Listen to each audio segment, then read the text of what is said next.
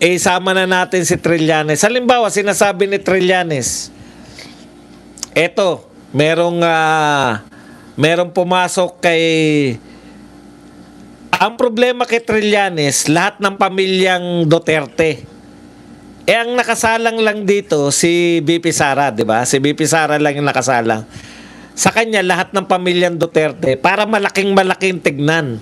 Lahat ng pumapasok na, may pumasok na pera. Pinakinggan ko pa, may pumasok na pera. May pumasok na pera kay Katie. May pumasok, pati kay Katie. May pumasok na pera eh.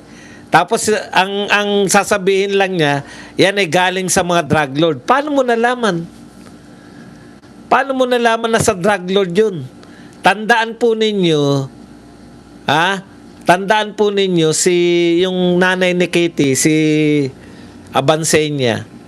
Marami po negosyo yan. Negosyante po yan. Malaki po kumita yan. May papasok talagang pera. Ngayon, yung tamang hinala lang ni Trillanes na yan ay galing sa drug lord, may mga pangalan pa, Samuel Uy. Dahil drug lord daw. So may pumapasok na pera kay Katie sa drug lord, galing sa drug lord. Pati si Katie. Lahat-lahat eh. Para magmukha pong masasamang tao, di ba? Ganun po yung lahatan eh. Okay, ganito po naman, ang tingin natin dyan, no?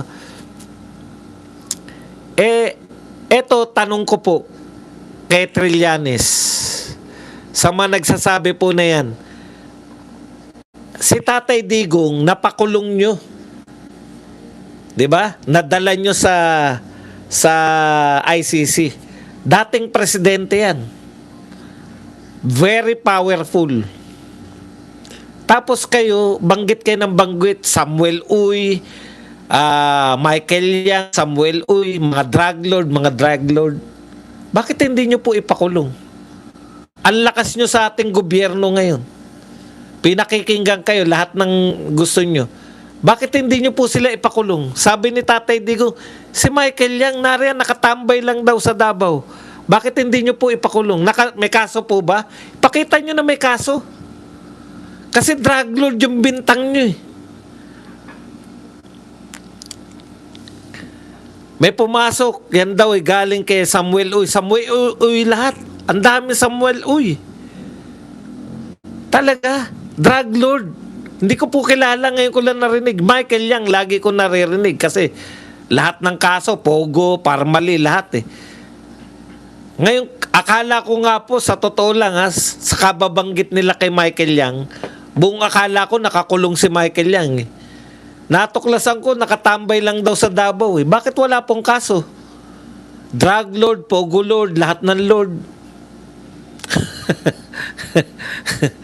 4 na taon na po si BBM na nanunungkulan. Bakit hindi po nakukulong yung mga yan? May mga patunay pa kayo na nagbibigay pa sa mga Duterte.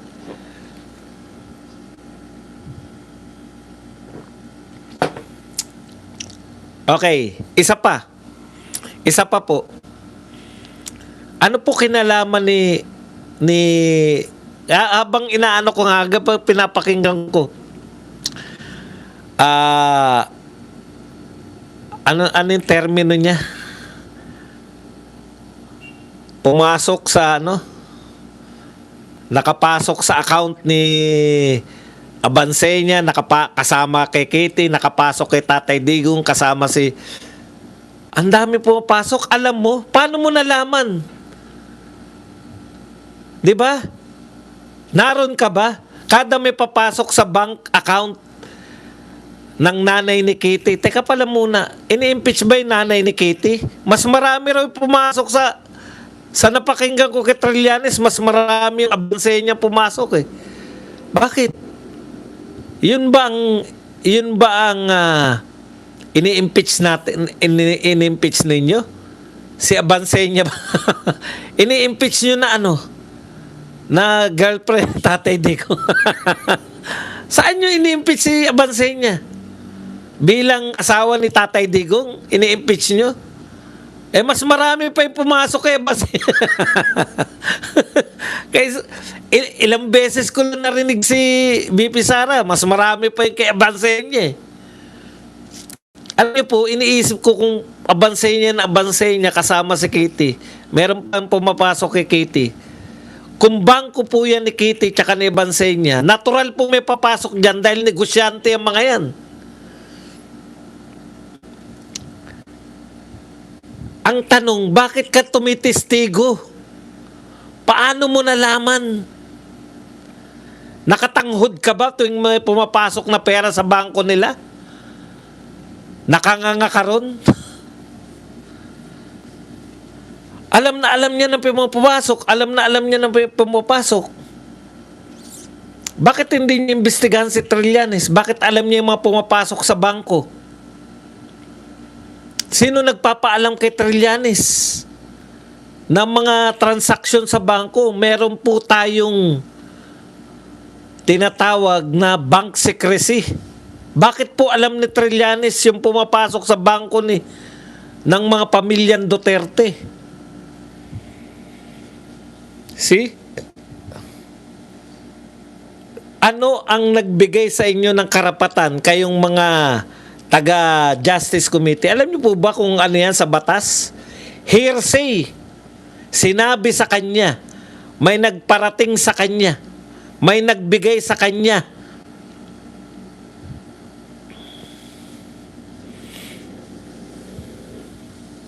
May nagbigay sa iyo ng impormasyon. So hearsay yun. Nagbigay lang ng impormasyon. May nagbigay sa iyo ng mga papel. Galing sa bangko.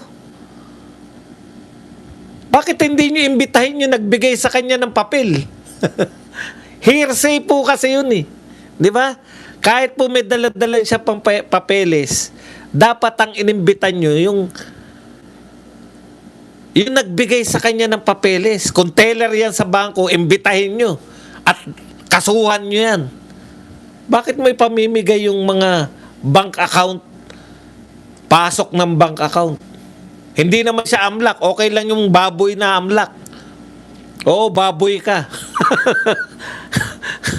Mataba ko, pero ikaw, baboy ka. Bata ka pa, baboy ka na. Yung taga-amlak. Okay lang yun, kasi amlak siya eh. Di ba? Pero wala pong paliwanag yan eh. Wala pong paliwanag yung amlak eh. Ang sinasabi po, lahat ng 500,000 na transaksyon. Pag over ba ng 500,000, illegal na? Hindi po. Hindi pala eh. Ano kaso? Wala. Wala naman pala eh. Kung legit na negosyante, pinadaan dyan, legit din naman yung pagre-report ng mga bangko kasi ang mga bangko po, 500,000, report sa AMLAC. Oh. So ano pong problema? Kung legit naman yung mga transaksyon, kinakailangan nyo munang patunayan na illegal yung transaksyon. Thank you very much kay Gregory na nagbigay sa atin ng 2,000. Hindi po sinasabi kung ano mga bangko eh. Wala po sinabi may sinabi ba yan? Hindi ko na natandaan kung may sinabi. Ang sinasabi kasi ni Trillanes, may pumasok, ganun. Pero sa mga affidavit niya, yung mga annexes, naroon po. Ang tanong, saan mo nakuha yun? Sa AMLAC? Bakit nyo binibigyan AMLAC? Kung sa inyo galing yan, bakit nyo binibigyan si Trillanes? Korte ba si Trillanes? May court order siya? Yun ang pinagtataka ko una eh. Bakit may mga papeles si Trillanes? Saan galing yung papeles ni Trillanes?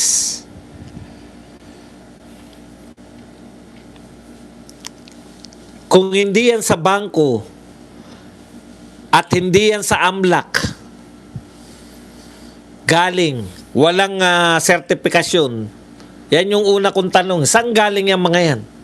Yung mga papeles na hawak ni Trillanes, hindi niya nakuha kanina yan. Kanina lang po nagbigay.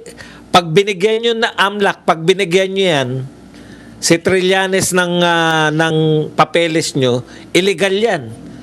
Through bank, sa bangko, at saka dito sa ano lang, dyan nyo lang pwede sa may impeachment proceedings. Impeachment proceedings ba si Trillanes? Kung sa bangko naman yan, mas lalong bawal yan. Paano nagkaroon ng papeles si Trillanes? Walang nagtatanong. Ewan ko kung bakit walang nagtatanong.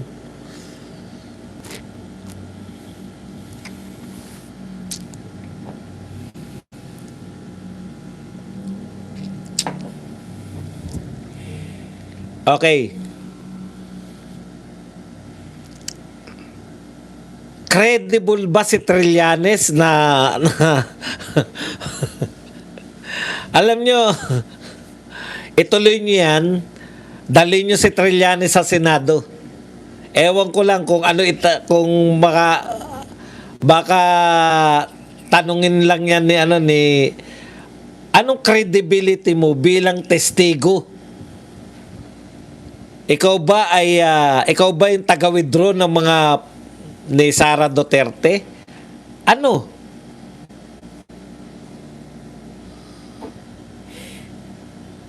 Yun eh.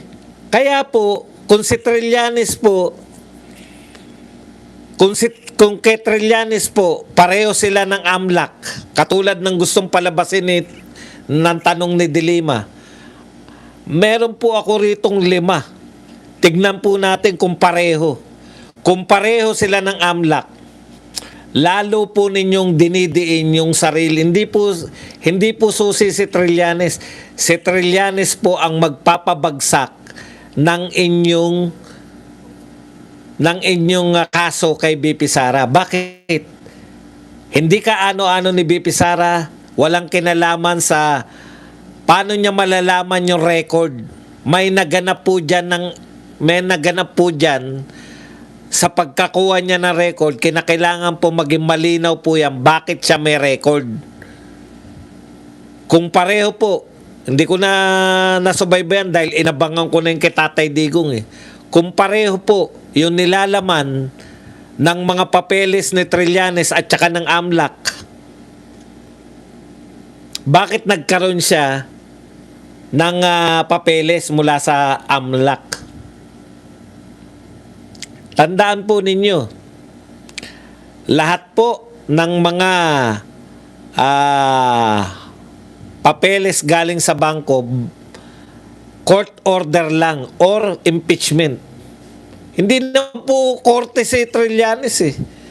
Mas lalo po siyang walang kinalaman sa impeachment. Bakit po siya may mga bank record o kung ano pa yung record niya? Dapat magpaliwanag yung AMLAC. Bakit nagkaroon ng mga papeles si Trillanes at pareho ng papeles ninyo?